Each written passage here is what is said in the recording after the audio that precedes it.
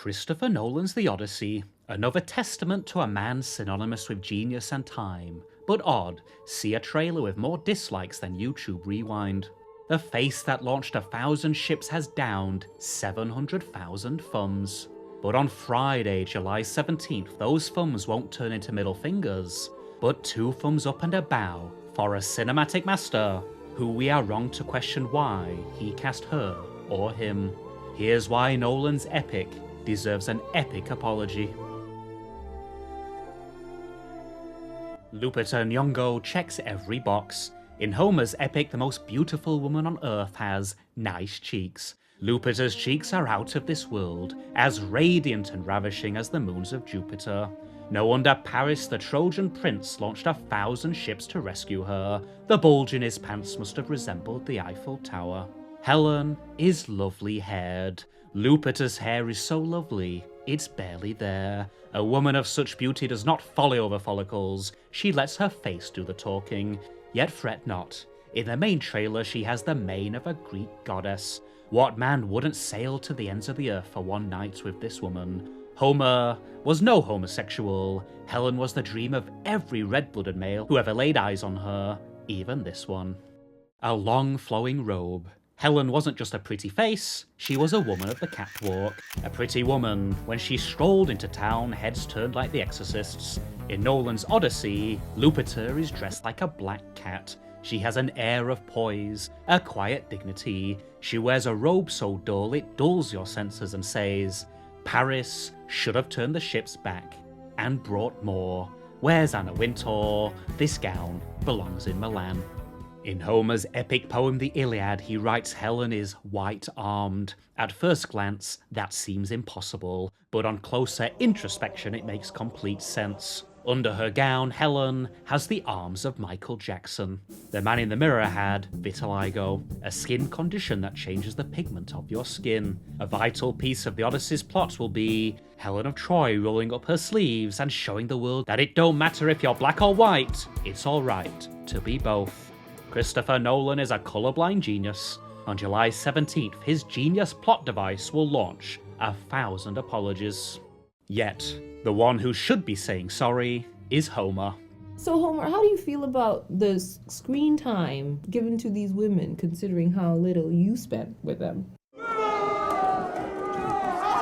A man born almost 3 millennia ago has no concept of screens, but more crucially, no sense of how hard it is for women in Hollywood. Across 3 trailers, Lupita features for barely 3 seconds. This is unacceptable misogyny. She has won Oscars, BAFTAs, Golden Globes. Homer has reduced her role to who's that eye candy. She may be a multimillionaire, but this is deeply unfair. Thank heavens Chris Nolan is there to even up the score. This film takes time to really consider things from the female perspective. One suspects he has given her more screen time than Cleopatra in Cleopatra. The Inception director's dream casting is a wake-up call for us all, for Sinon is played by one of the hottest new leading men in Hollywood. Elliot Page is the perfect choice to bring Homer's book to life. The world met the publication of the first trailer with rage and fury. How dare Nolan cast an ancient Greek warrior with a man who looks like Hilary Swank in Boys Don't Cry? He should be Brad Pitt or Colin Farrell after a day down the gym. And if they're not available, we'll even take Russell Crowe after a trip to Five Guys. This is a joke, man. This man has the body of a teenage boy. He's E.T. Wrong. Sinon isn't Achilles or a kick-ass badass Spartacus. Homer initially paints him as weak, pathetic, a loser. Who better to play that part than Elliot Page? In The Odyssey, his character is a performance artist, a sneaky little so-and-so who tricks the Trojans into accepting the surprise Greek attack. If anyone knows a thing or two about performance art, it's Page. In 2007, his acting was so convincing he fooled the whole world into believing he was a heavily pregnant teenage girl. In Inception, he made Leonardo DiCaprio question his sexuality.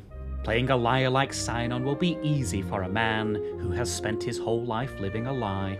In the casting room, Nolan probably didn't even audition. He picked up the phone and said, "Mate, get off your arse, you're coming back to Hollywood."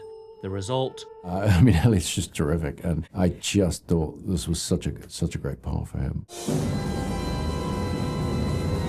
Where art thou? My dad is coming home. Wow. They're pining for a daddy you didn't even know. Is this set in Boston?